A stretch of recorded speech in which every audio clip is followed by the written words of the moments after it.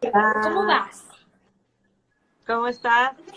Chévere, ¿y tú? Muy bien, muy bien. Bueno, con mucha ilusión de este espacio que estamos ahora compartiendo las dos y que estamos invitando a tu comunidad y a la mía para que Me se unan también encanta, con estoy súper diferentes contenta. consultas. Demasiado importante este tema y me encanta que hayamos acordado hablarlo porque sé 100% que mucha gente se identifica. Así que me encanta, sabes que te admiro, que me encanta todo lo que haces, todo Bella, lo igual. que eres, y me encanta poder compartir este espacio contigo y con tu comunidad también. Igual, Stephanie, cuando tuvimos, para poner un poco en contexto a todos los que ya se están uniendo, cuando tuvimos la oportunidad de conocernos y juntarnos por nuestra querida Pilar Sordo, que nos presentó a inicios de este año. Realmente me dio muchísima alegría conocer a muchas amigas, entre esas una muy especial como eres tú, y saber que coincidimos en algunas cosas. Coincidimos, si bien hay diferencia de edades, pues coincidimos en ideas, coincidimos en objetivos, en formación, porque ambas somos psicólogas, somos terapeutas familiares, y qué Me rico encanta. poder promover estos espacios donde podamos compartir algunas reflexiones. Me encanta, me encanta. A mí también me encantó conocerte. Tienes una voz, seguro te lo han dicho, súper, súper dulce y aparte algo que me fascina es que vi que tú empleas la terapia sistémica, que para mí fue un abrir de ojos gigante cuando empecé a aprender todos estos conceptos que te da la terapia sistémica. Y por eso me Total. pareció tan importante este tema, ¿sabes? Para que sepan el tema. No sé si tú sabes poner el tema ahí abajo, ¿sabes hacerlo? ¿Alguna vez lo has hecho? No, no, la tecnología no es mucho lo mío. Yo estoy un poco escuchándote y viendo lo que nos van escribiendo para tomar nota, por eso tengo mi libretita aquí, tomar nota de las inquietudes que van teniendo y las ideas también que se van compartiendo. Ok, la voy a escribir, yo te voy a decir cómo hacerlo para Ya, que la gente que se vaya metiendo sepa de qué se trata. ya, Eh, chévere. de todas maneras, me parece tan importante porque creo que ahí está. Si quieres, te paras encima de él y te va a aparecer, te paras. ¿Dónde me pongo? Ahí en los comentarios te puse, cuando la oveja negra no es la oveja negra, te paras encima de él y te va a aparecer Ajá. pin y vas a apretar el botón pin. Si no te parece, no importa, pero me parece chévere que la gente que vaya entrando entienda bien de qué se Un trata el tema. desafío tecnológico, espérame.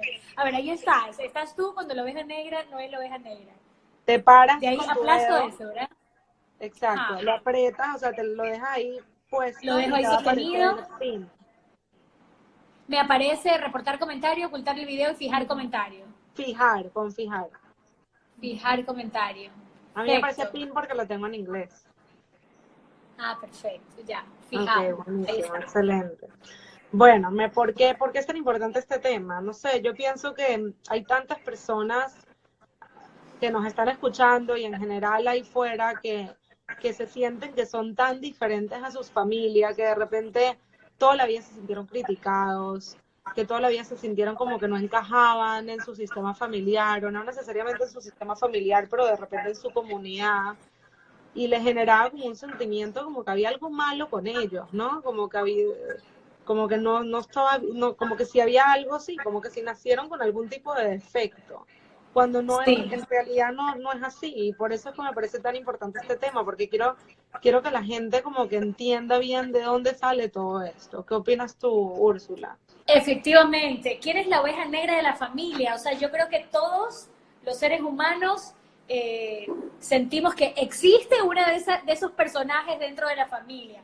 Esos que a lo mejor se los etiqueta porque rompen un poco las reglas, porque no siguen la tradición familiar. Digamos, hay una familia de médicos que tradicionalmente todos han estudiado medicina y uno que simplemente decide dejarse el pelo largo y viajar con una guitarra por todos lados y ser el músico de la familia. Entonces, ese es considerado como la oveja negra, por ejemplo, porque no sigue como este patrón tradicional de esta familia de médicos. Y a veces pensamos que esa oveja negra es un poco el que es el que representa el problema de la familia, cuando a lo mejor es el más valiente que se atrevió a tener su propia identidad, a seguir y cumplir sus propios sueños y no necesariamente estar bajo este patrón que no era muy agradable para él. 100%, exactamente, sí, o sea, muchas veces, y esto justo, yo tengo una charla ahorita aquí en Miami que se llama Encuentra tu voz, encuentra tu paz, si está en Miami, el 30 de marzo. De todas maneras, está hablando mucho de que muchas veces, en especial cuando creces en una comunidad pequeña o en una familia donde tienes que seguir cierto tipo de reglas y si uno opina, ¿sabes? Si el papá o la mamá o quien sea opina, tiene cierta opinión, como que todos los demás tienen que estar de acuerdo. Como Exacto. dijiste tú, si es una familia de doctores, todos tenemos que ser doctores, o sea, como que ahí está, lo llamamos el efecto de gelatina, donde si todos van para la derecha, entonces todos vamos para la derecha, ¿entiendes? Como que todos se mueven igual. Y es muy difícil a veces vivir en ese tipo de familias, que yo creo que es la mayoría, en especial en América Latina, porque porque ¿qué pasa si, o sea, uno nace y uno es auténtico? Uno nace y uno es uno, ¿no? Yo tengo morochitas de 2 años y cada una de ellas, o sea, fueron Una educadas distinta a igual la otra. y son súper distintas y es desde el día uno, ¿entiendes? Ellas nacieron incluso a las 32 semanas, eran chiquitiquiticas. Y desde el día uno, con 1,5 kilos, ya podías ver la diferencia en personalidades. Y uno nace y uno es súper, súper auténtico, uno es súper uno. Tiene, o sea, tú cuando te acercas a un niño chiquito y esa persona se siente incómodo con la distancia a la cual te estás acercando, o sea, ese niño te va a gritar, no, no, aléjate, no quiero estar contigo. O sea, yo le hago cualquier pregunta a mis hijas y ellos me van a contestar con la verdad, así duela, ¿no? Así son. Y siento que cada año que va pasando, empezamos a ser menos y menos y menos nosotros. Por Y qué mí, importante desde los hijos, de acuerdo a lo que tú nos dices, qué importante que es dejar que los hijos vayan construyendo su propia identidad. O sea, yo como padre o como madre puedo tener un deseo específico en relación a mis hijos. Me encantaría que mi hijo, bueno, sea exitoso, triunfador, a lo mejor que tenga este futuro, que sea un empresario, que logre muchos éxitos, pero a lo mejor el deseo personal de mi hijo está en otro lado, a lo mejor no está en ser un gran empresario, a lo mejor simplemente está en ser un creativo o en ser, no lo sé, en ser deportista, y eso también, también es válido, ¿no? Lo válido es que cada uno, de acuerdo al sueño que tenga, de acuerdo a esa proyección que tenga sobre sí mismo, pueda cumplir. Tú decías en estas publicaciones que estábamos haciendo, que me gustó mucho, cuando estábamos invitando a nuestras comunidades a seguir este espacio, que las ovejas negras, lo anoté, por eso lo estoy leyendo, a lo mejor son aquellas que no son tan negras, sino que iluminan lo que nosotros a lo mejor no queremos ver detrás de la familia, ¿no? Son como esas señales o esas luces que nos avisan algo que está ocurriendo detrás de ese sistema familiar. exactamente. Muchas veces, así, o sea, cuántas veces me han traído, no sé, yo soy terapeuta de pareja más que todo, eso es lo que veo. También veo muchos individuales adultos, pero de repente me empezaron a llegar adolescentes hace un año.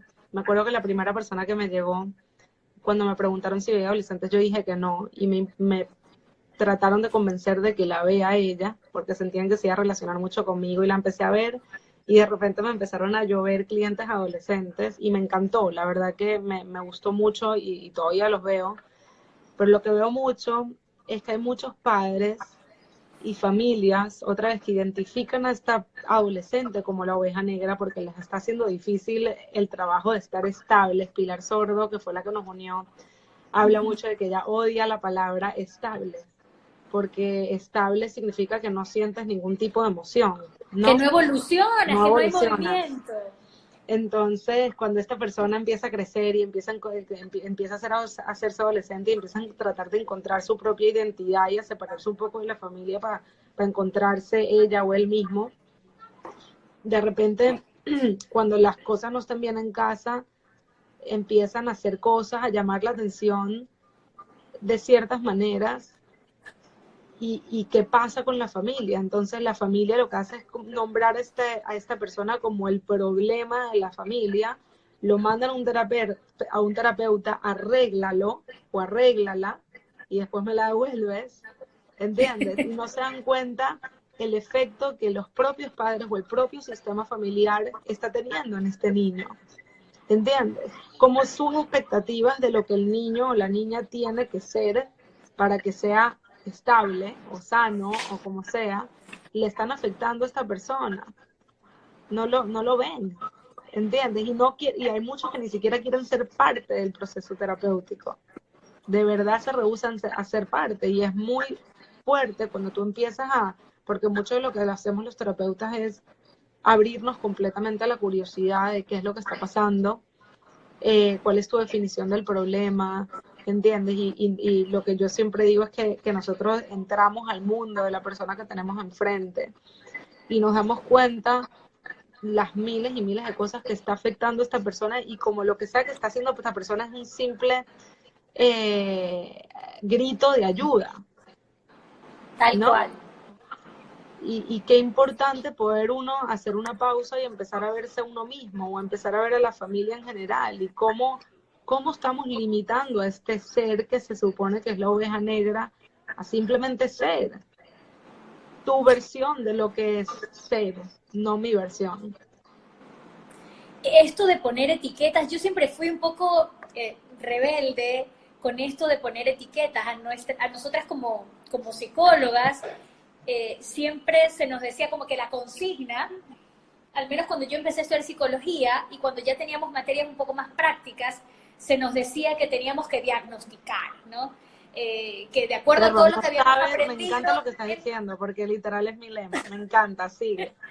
teníamos nosotros que bajo algunas materias y algunos profesionales, médicos, psiquiatras, incluso psicólogos, nos decían, a ver, aquí lo que tiene que pasar es que tú tienes que seguir algunos casos y tienes que poner efectivamente el diagnóstico de lo que vayas viendo. Y si bien era un proceso de formación el que era necesario que nosotras podamos poner en práctica todos los criterios aprendidos en este manual, también a mí siempre me resultaba súper incómodo estar ante un caso, una pareja, una familia y tener que ponerle un diagnóstico que para mí era como una etiqueta, o sea, decir trastorno de aprendizaje, depresión, síntomas esquizoides, no lo sé, diferentes diagnósticos que para mí era como solo limitar a la persona o a la familia a ese criterio, a ese letrero, a ese concepto.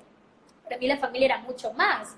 Y qué rico que era en el camino poder escarbar un poco eso que estaba evidente y ver cuál era realmente lo que estaba detrás de todo eso que era súper visible. Creo que ese es el desafío de una carrera tan hermosa como esta. Y en terapia 100%. familiar es hermoso. Y en terapia familiar, cuando se presenta esta oveja negra, que es normalmente por la que viene a consultar la familia, que es como que él es el que tiene los problemas de conducta en el colegio, por ejemplo. Pero si ya empiezas, este joven viene como la oveja negra, por citar un caso.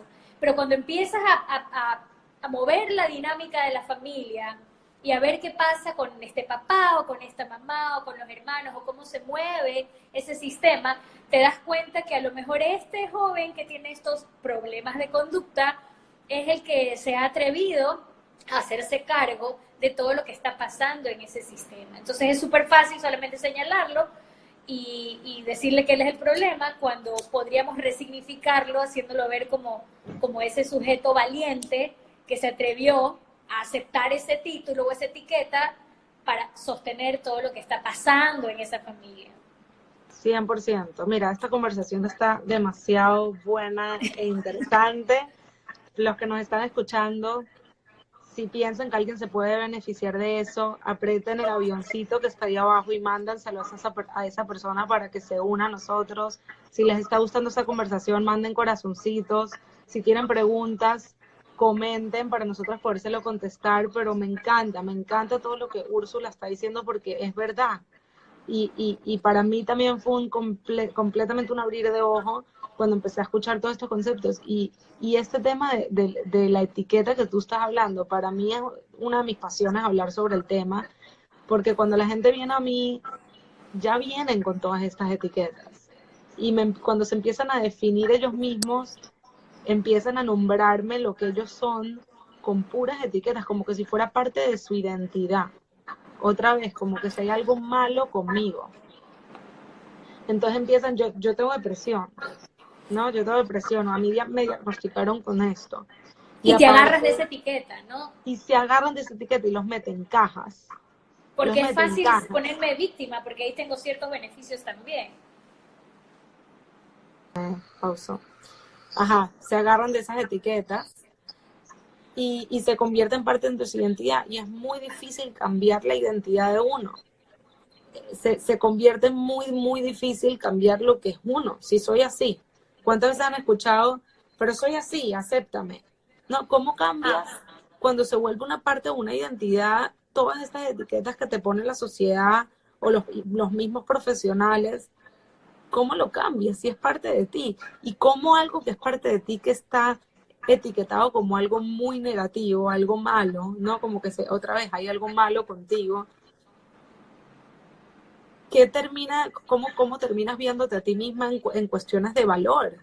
¿No? ¿Qué valor tienes tú si tienes todas estas etiquetas negativas atadas a tu nombre y a tu persona? Es muy difícil. ¿Cómo puedes ser exitoso en la vida? Y exitoso no hablo profesionalmente, exitoso como persona y tener una vida tranquila. Porque el éxito es una palabra como súper amplia. Es súper amplia. Cada vez que uno dice éxito, la gente siempre se va a profesional. No profesional, como persona, estar tranquilo contigo misma, ser exitoso en tus relaciones, etcétera. Si tienes todas estas etiquetas negativas sobre ti, si tú misma no te puedes querer a ti, porque ¿cómo vas a querer una persona que tenga todo esto malo? ¿Entiendes? Entonces, creo que uno de los trabajos que hacemos nosotras, y gracias a Dios existe hoy en día la terapia sistémica, que la amo y se la recomiendo a todo el mundo que está empezando a estudiar psicología, porque empiezas a quitarle un poquito el foco a la persona y empiezas a ver su historia, la familia, las reglas que no se hablan de la familia, porque cada familia tiene unas reglas secretas de las cuales no se hablan, las empiezas a ver en terapia. De repente traumas que habrá sufrido cuando era pequeño y mil cosas. Y lo que tú habías dicho, o sea, muchas veces el problema, lo que yo digo es que son mecanismos de defensa. Terminan siendo mecanismos para uno poder operar en el mundo, porque si no, ¿cómo operas si está todo esto pasando alrededor mío que no... Aló, me desconecté un ratito, ahí estamos. Yo estaba compartiendo este tema con una colega y decíamos que detrás de las ovejas negras como que se esconde, probablemente se esconde el miedo a las más llamadas ovejas blancas de la familia, ¿no? Porque si hay una oveja negra, porque el resto aparentemente serían las ovejas blancas. Entonces, detrás de estas consideradas ovejitas negras, que son los rompedores de reglas, los que se atreven a tener una identidad, los que sintomatizan, podría estar también el temor de las otras ovejas, o sea, de los otros integrantes del grupo, que es como una de las ideas era miedo a perder a lo mejor el control de los miembros. Hay estas familias que son como muy cerradas y que siguen sus propias creencias, la propia tradición, como decíamos al inicio, y a lo mejor que se quiere salir del rebaño, que se convierte en la oveja negra. Entonces, es más fácil señalar a ¿verdad?, que aceptar que el manejo de esta familia, o que esta familia está llegando como a perder el control, o que algo está pasando con esta familia. O miedo a que salgan a flote otros problemas. Tú hablabas algo también súper interesante que a veces tiene que ver con proteger a uno de los miembros, porque a veces permitimos que se sostengan cosas por estas lealtades, ¿verdad? Estas lealtades invisibles que existen, que a veces yo quiero proteger. Por ejemplo, a lo mejor mi papá es un hombre súper violento, entonces, pero es mi papá, al fin y al cabo, entonces yo tengo que aceptar, yo tengo que aguantar, yo tengo que proteger y hacerlo quedar bien delante de otras personas. Pero a lo mejor esta oveja negra es la que se atreve pues a irse en contra de este padre, a decirle de frente las cosas que piensa, a oponerse a a ciertos procesos de la familia, a tomar distancia, a irse de la casa. Entonces, ahí ponemos en una balanza, ¿no? ¿Qué es lo que está bien? Esta lealtad invisible o esta creencia de proteger a este papá que ha sido violento todo el tiempo, o realmente validar o resignificar esto que está haciendo esta considerada oveja negra en son del rescate de la familia y de la propia identidad suya y la salvación, digamos, de la familia. Y muchas veces está el irse de la casa, como dijiste tú, no es ni siquiera rebeldía, es protección. ¿Entiendes? Muchas veces es protección de la sanidad mental de uno o hasta sanidad física, porque si es una persona violenta físicamente, sí, muchas veces ese irse de la casa no es rebeldía, es protección. Yo siempre hablo de que los límites, o sea, uno puede establecer límites de todas las formas, habidas y por haber, pero todos estos límites y todas estas síntomas, vamos a llamarlos síntomas, la mayoría de las veces no es por venganza, no es por ser rebelde, no es por afectar a la familia, no es por nada de lo que usualmente la gente se imagina, sino es simplemente una forma de protegerse a ellos mismos de todas estas dinámicas que les están causando tanto daño. Es verdad. Tenemos algunas preguntas, no sé si las leemos para darle cabida también a las personas que yo no estoy viendo ningún comentario, ¿tú sí los estás viendo? No, acá tengo como el signo de pregunta, y si lo aplasto, dice, a ver, una de ellas dice, mi pregunta es, ¿de qué forma podemos ayudar a nuestros padres a superar la pérdida de un hijo? Bueno, ahí algunos temas son como mucho más específicos. Dice, ser la oveja negra es relativo, dice Doctor Ideas, y es cierto, y es un poco lo que estamos poniendo en balance. Dice otra persona, ¿cómo se combate el pensamiento? Ay, espérate que se me fue. Disculpen mi torpeza con la tecnología. A ver, ¿cómo levantar la autoestima de una persona que tiene el estereotipo de oveja negra? Porque es verdad que a veces las ovejas negras, como son tan señaladas por mucho tiempo, tienden a tener problemas de autoestima. Esto nos dice Eriquita. Y ella dice que cómo podemos... Eriquita es la que nos pregunta cómo levantar la autoestima de una persona que tiene el estereotipo de oveja negra, porque tiene lesionado, lastimada su autoestima. Esa pregunta me parece espectacular. Espectacular esa pregunta, todas, pero esta pregunta me parece demasiado importante porque sí, la realidad es que la persona que es estereotipada como oveja negra termina con la autoestima muy baja porque fue señalada durante mucho tiempo como una persona que es una persona que hay algo mal con ella. Lo hablábamos otra vez del tema de la identidad, ¿entiendes? Terminas creciendo con esa sensación de que hay algo mal conmigo, porque si mi propia familia no me puede aceptar, ¿entiendes? Entonces es muy fuerte. Que debería ser ese primer lugar de protección, la familia, ¿no? Y si es la propia familia la que de alguna forma simbólicamente te ataca o no te respalda, entonces ¿dónde encuentro yo ese refugio, ese espacio? Sí, y nosotros los seres humanos tenemos una necesidad que es esa necesidad de conectar con otros seres humanos. Y como dices tú, o sea, si con nuestra familia, que se supone que es la gente que más nos debería aceptar y querer y proteger, nos está lastimando y nos está diciendo de todas las maneras posibles que hay algo malo con nosotros, claramente vamos a crecer con esa baja autoestima. Yo creo que lo primero obviamente es identificarlo. Qué chévere que están aquí en este live porque obviamente lo van a poder identificar más rápido. Lo segundo es entender de que todo esto es condicionamiento. Todo esto es condicionamiento. O sea, tú creces y otra vez, tú creces y eres auténtico, no tienes problemas de autoestima, nadie nace con problemas de autoestima, tú simplemente naces y eres tú. Y poco a poco, la familia uno no la elige, esa es la realidad. Ni donde vives, ni tu comunidad, no lo eliges, te tocó. Y poco a poco, depende de dónde naciste, te van condicionando con las reglas y pensamientos rígidos que tiene ese sistema o núcleo familiar donde tú naciste. Entonces, es entender eso, entender de que hay algo que a mí, cuando yo doy mis talleres le ayuda mucho a los participantes, y es que todo tiene sentido en contexto. Todo tiene sentido en contexto. Cuando tú ves la acción de una persona, no importa si sea algo súper dañino, incluso antes de yo graduarme como terapeuta familiar, a mí me mandaron, esto les va a sorprender full, para mí fue súper fuerte, a entrevistar a 3 personas que le habían dado el cargo aquí de abuso de niños sexual. Y yo los tenía que entrevistar y hacer sentido, no aprobar, sino hacer sentido de sus acciones mediante la historia que ellos me iban a contar a mí de su vida.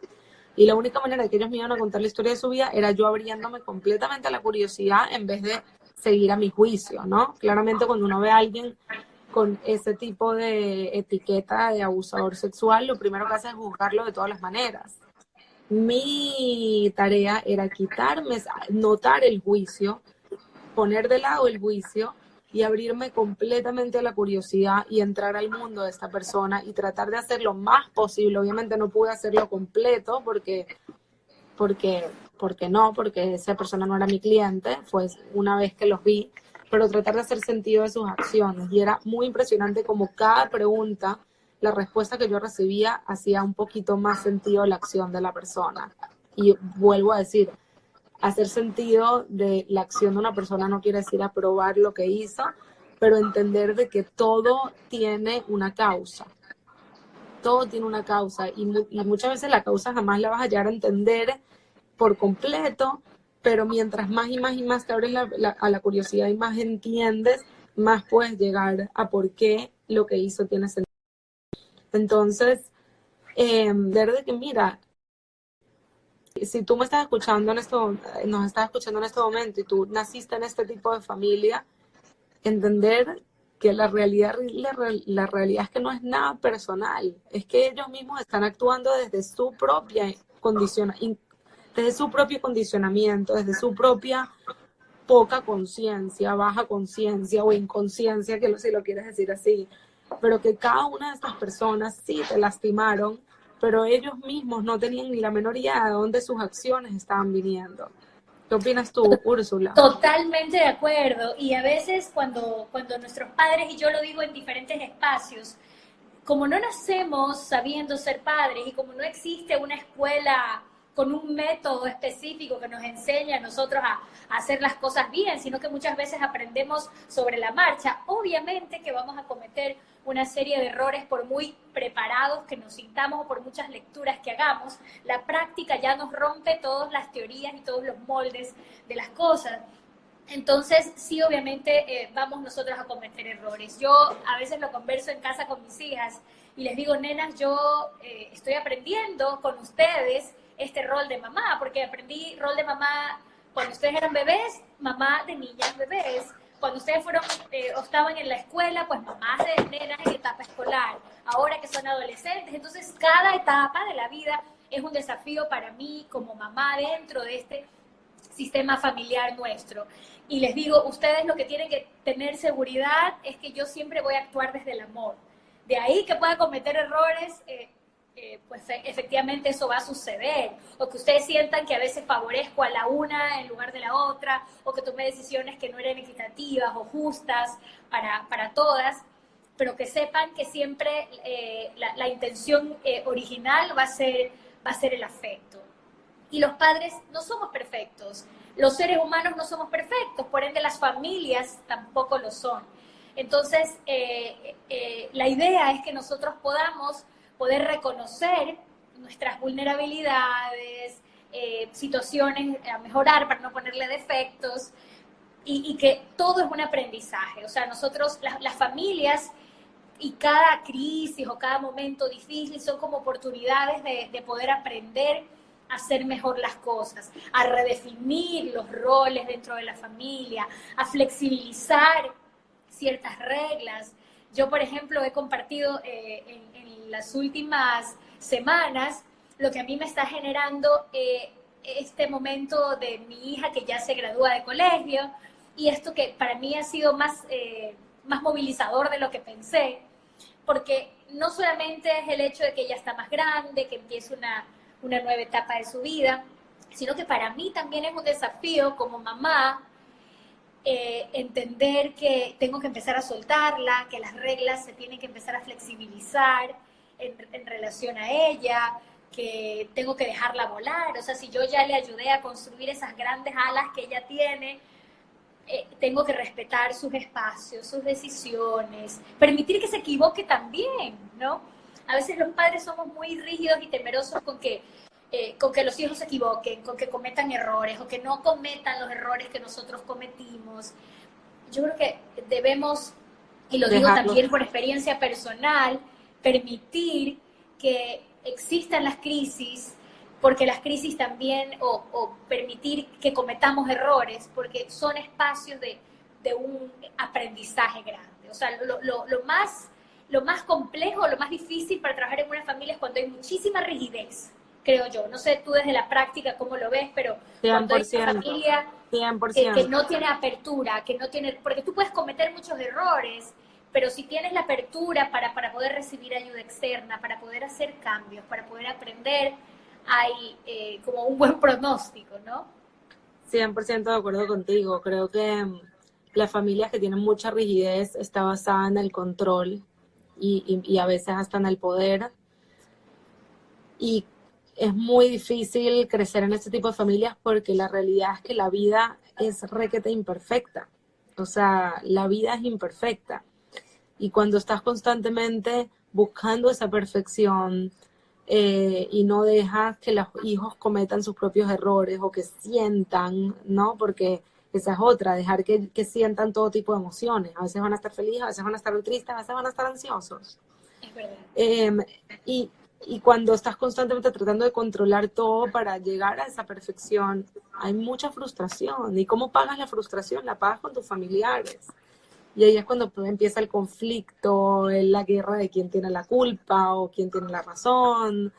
Y es muy fuerte vivir en una casa donde hay constante caos o de repente es todo lo contrario, no hay caos y todo está debajo de la alfombra, ¿no? Entonces, no es sano, no es Tú nada mencionaste, tú mencionaste una emoción o una situación que para mí es una de las más difíciles de manejar en las familias y en terapia también, y que es la culpa, el sentimiento de culpa, porque yo creo que nos destruye un montón y a veces es más fácil para no asumir nuestra responsabilidad, que yo siempre trato de resignificarla en no culpa, sino responsabilidad, ¿no? Culpa, yo prefiero o destinarla cuando uno hace algo sabiendo el daño que causa. O sea, culpa es a lo mejor lanzarle mi carro a alguien encima porque estoy enojado. Entonces ahí sí es como culpa, pero responsabilidad es Úrsula, ¿has hecho eso?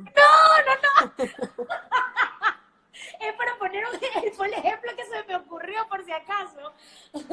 Sí me he chocado, pero no con esa intención de hacerle daño a alguien más. Me he chocado porque cuando aprendí a manejar y a veces ahora, pues sí, en algunas circunstancias no soy tan hábil a los volantes, pero no con la idea de hacerle daño a alguien.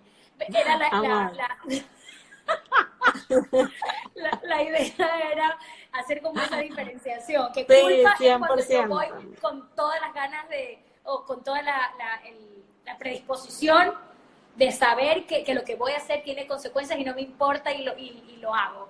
Y responsabilidad es cuando no mido las consecuencias, pero luego trato de hacerme cargo de eso que no estuvo tan bien y que hice. Pero la culpa a veces en estos casos, para algunas familias, es más fácil lanzar el dedito hacia allá y decir, no, es que la culpa o la responsabilidad de la familia está hacia allá, y no leerme hacia adentro y ver qué implicación tengo yo en todo lo que está sucediendo. Me encanta lo que estás diciendo, me fascina. O sea, sí, ¿qué rol juego yo en este problema para que este problema se mantenga? ¿Qué rol tengo? 100% es una pregunta que cambia a las familias cuando cada uno de los miembros de la familia es capaz y es lo suficientemente valiente, porque creo que se requiere cierta valentía, y Ajá. valentía a ser vulnerable, porque te estás poniendo en una posición vulnerable, de cuestionarse cuál es mi rol en este problema. Porque la mayoría de las veces, y estoy segura que los terapeutas que están aquí se van a identificar, la gente viene a echar culpas. La gente viene a arreglar, que él hizo esto, hizo lo otro, pero ¿cómo, qué rol tengo yo en esto? Y hacerlo, yo hablo mucho de la diferencia, así como te hablaste de la diferencia de culpa y responsabilidad, que me encantó, yo hablo mucho de la diferencia de vergüenza y culpa, que yo creo que mi definición de culpa es diferente a la tuya, pero me gustó más la tuya, pero voy a decir de todas maneras esta diferencia que me parece que es crítica, y es que la vergüenza es el sentimiento, que lo he dicho ya varias veces en este live, de que hay algo malo conmigo, ¿no? De que no estoy, sí, de que no soy suficiente, de que soy malo, ¿entiendes? Todas esas etiquetas de que hay algo que no está bien conmigo. La Ajá. culpa para mí es hice algo malo, se enfoca más en la acción y no en la identidad. Y cuando eres capaz de transformar la vergüenza a la acción, la vergüenza a la culpa, y la culpa también, cuando tú le das la bienvenida a la culpa, o si quieres hablemos de responsabilidad, o las dos, porque creo que las dos se enfocan en acción, te das permiso a ser humano, que yo creo que no hay nada más hermoso y más sanador que darse uno 100% permiso de ser humano. Y cuando te das permiso de ser humano, el humano comete errores todos los días. Yo todos los días hay algún error que cometo, esa es la realidad. No necesariamente en mis relaciones, puede ser en otra cosa, pero cometemos errores todos los días. Nos frustramos y decimos algo que no quisimos decir. De repente no somos los más organizados del mundo y ponemos a 2 clientes al mismo día, a la misma hora, me ha pasado. O de repente cometo el error de darle el teléfono a mis hijas y mis hijas empiezan a llamar a gente a sus 3 de la mañana porque viven en otros países. Yo qué sé, cualquier cosa, estoy pensando de cosas que me han pasado estas semanas. Y cuando uno ve todos estos errores que uno comete y lo empiezas a ver como que hay malo conmigo, ¿entiendes? ¿Por qué no puedo ser tan organizada? ¿Por qué no me doy, no sé, porque todas estas cosas, por qué le hablé así a mi amiga cuando le puedo haber hablado más bonito? O sea, se te empiezas a cuestionar de que hay algo malo contigo que te hace cometer estos errores. Entonces ya es mucho más difícil verlo, porque nadie quiere sentirse que no es suficiente. Nadie se quiere sentir así. Es el sentimiento más amargo y horrible que uno puede sentir, el sentimiento de no ser suficiente. Y eso es lo que hace que de repente nos pongamos a la defensiva en el momento que alguien nos dice que lo heriste, en vez de escuchar por qué te herí y cómo te puedo pedir disculpa por haberte herido. Obviamente no fue mi intención, pero disculpa.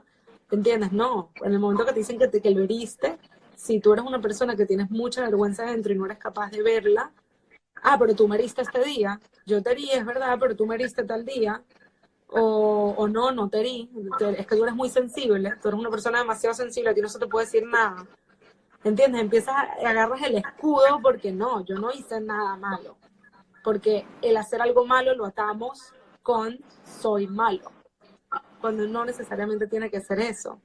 Cuando podemos transformar toda esa vergüenza a culpa, o responsabilidad, o como lo quieran llamar, y decir, mira, ¿qué hice? ¿Entiendes? Que como el ser humano mío, ¿entiendes? El humano acá adentro hizo que yo cometiera un error, y de repente lo hiciste sin darte cuenta, o de repente lo hiciste dándote cuenta. ¿Cómo puedo pedir disculpas? ¿Cómo puedo remediar?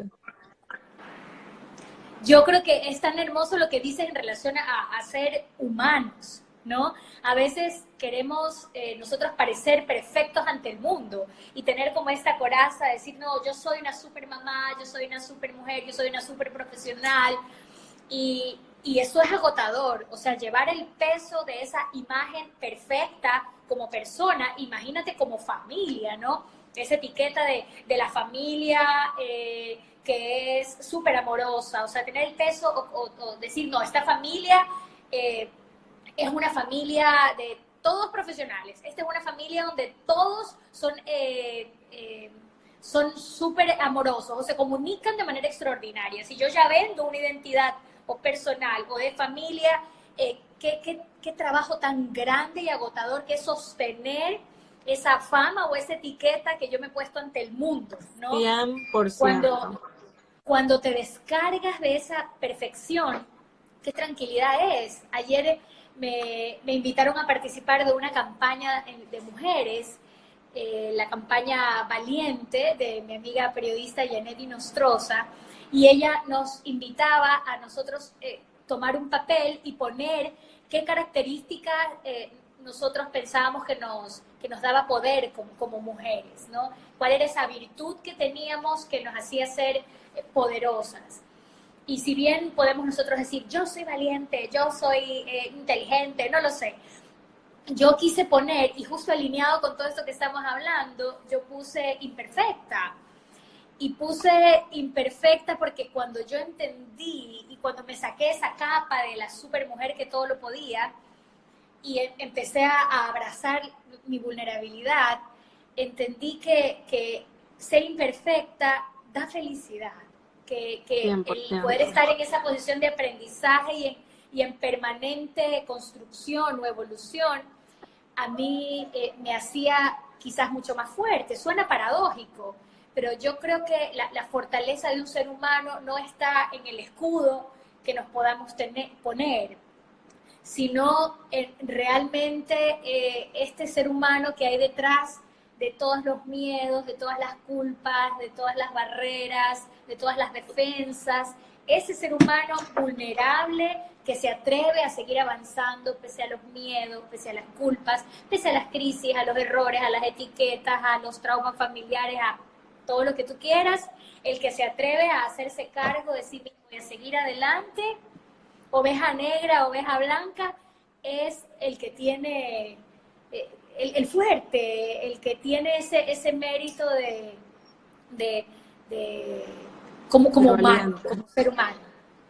100%, y creo que mientras más te quitas ese escudo, mientras más te permite ser humano, más le permites a los demás ser humanos, menos juzgas a los demás, más empiezas a entender de que nada es personal, de que todo el mundo tiene su historia, de que todo el mundo tiene sus traumas, de que todo el mundo tiene sus reacciones, sus detonantes emocionales que remontan al pasado, y empiezas a ser como también más compasivo en general con la gente. Entonces no estás en guerra, te sales de esa guerra, y no importa que llegue una persona con ganas de montarte la guerra, si tú no le montas la guerra de vuelta, entonces está peleando el otro solo.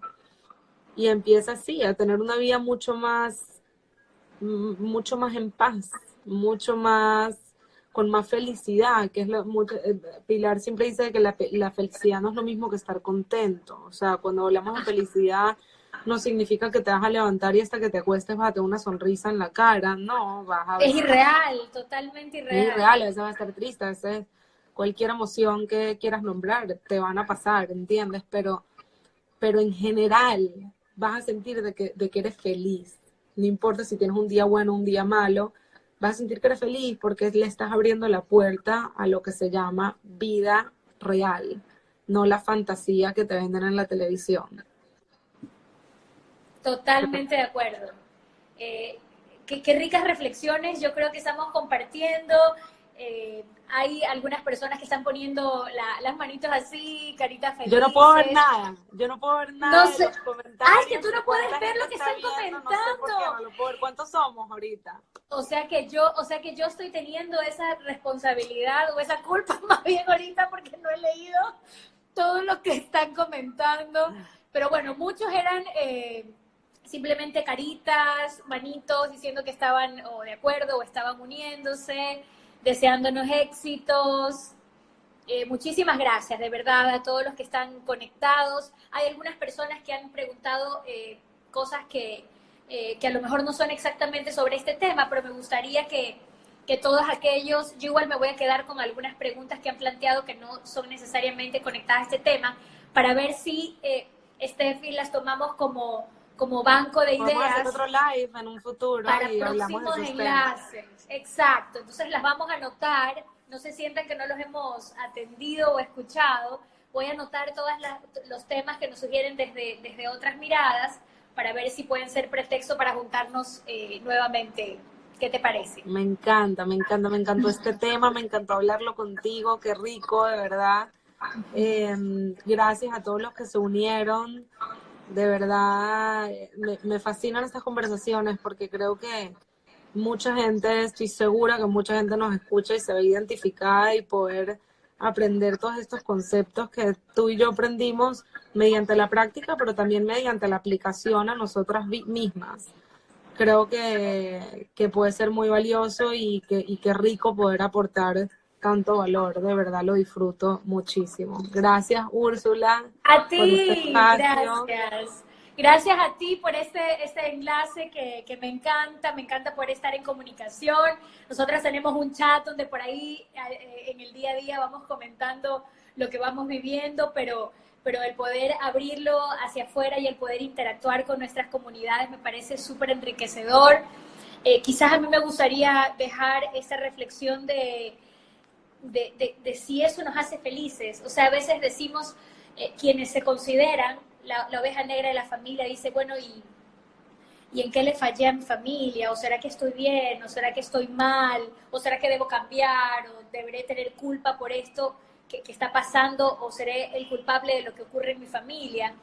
Más bien el que volteen la mirada hacia adentro y digan, bueno, esto que soy yo, que está reflejando parte de mis deseos, de mi identidad, ¿esto me hace feliz? Esta elección que he tenido, esta emoción que llevo, esta forma de ser que a lo mejor no agrada a todos, ¿me agrada a mí? Si me agrada a mí, si me hace feliz a mí y no lastima, digamos, a tu entorno cercano, ¿por qué no? ¿Por qué no atreverse a romper esas reglas, a salir de la zona de confort, a darle también a abrir el panorama de la familia como tal? Es decir, no nos sintamos mal por ser etiquetados como la oveja negra. Tratemos de mirar más allá de lo que significa ser la oveja negra, porque a lo mejor estamos siendo los valientes que se atreven a levantar la voz y a irse en contra de algo que no está funcionando dentro de ese sistema. 100%, y sabes que muchas veces, algo rapidito para cerrar, porque sé que es una preocupación de muchos, cuando sé que muchas ovejas negras, entre comillas, se distancian mucho de sus familias. Ajá. Y es normal, pero muchas veces ese camino de distanciarse y encontrarse uno mismo es un camino muy difícil. Y es un camino Doloroso. difícil porque es un camino donde estás constantemente tratando de entenderte a ti, en el juicio, me estás metido en el juicio, estás tratando de encontrar tu tribu, ¿no? Porque cuando te distancias es como que ya, claramente con ustedes no conecto, ustedes no me aceptan, déjame buscar yo la gente que sí me acepte.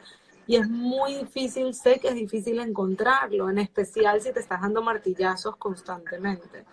Entonces, no sé, yo creo que podemos concluir como que sí es difícil. Quiero validar esa dificultad para todos porque empatizo muchísimo con ese camino. Lo veo todos los días en la terapia. Al mismo tiempo, quiero que empiecen poco a poco a soltar ese martillo. Suelten ese martillo, dense cuenta cuando lo tienen y entiendan de que ese martillo, la voz que tú estás escuchando del juicio no es tu voz, no es la tuya. Es otra vez, es todo el tema del condicionamiento, de los mensajes que recibías cuando eras pequeño, no es tu voz. Entonces vamos a empezar a prestarle atención y elegir conscientemente no pararle, no engancharte con esa voz y empezar a crear tu propia voz, que sea una voz que te levante y una voz más compasiva hacia ti misma y que sea más amorosa y buena contigo misma, porque la realidad es que te lo mereces. Me encanta y me quedo con eso, Stephanie, de poder crear nuestra propia voz. de Bueno, escucharnos más a nosotros, que es lo que nos sienta bien a nosotros, y de no tener miedo a levantar esa voz de lo que somos, esa voz de lo que queremos. bueno, me encanta. Me despido porque en cualquier momento Instagram nos corta esta Sí, transmisión porque ya está pasando nos casi una hora. endulzamos y nos emocionamos y nos fuimos de largo, pero qué Demasiado, yo rico, estoy emocionadísima. ¡Mua! Gracias, agradecerles a Besos. todas, tu comunidad, a la mía, a todos los que se unieron en este enlace. Esperemos que haber despejado pues algunas inquietudes, que se hayan movido algunas reflexiones y que por interno me vayan dejando, las que no alcancé a anotar, algunas sugerencias de temas que nosotros podamos tener en los próximos enlaces. Buenísimo, esto Gracias, queda grabado, Stephanie. ¿no? Queda grabado. Te queda grabado, se queda colgado Súper, 24 horas más. Te quiero excelente. mucho, Yo abrazo a la también. distancia. Nos vemos prontito. Nos Gracias, vemos. gracias. Y gracias a A todos. ustedes, a ti. Besitos.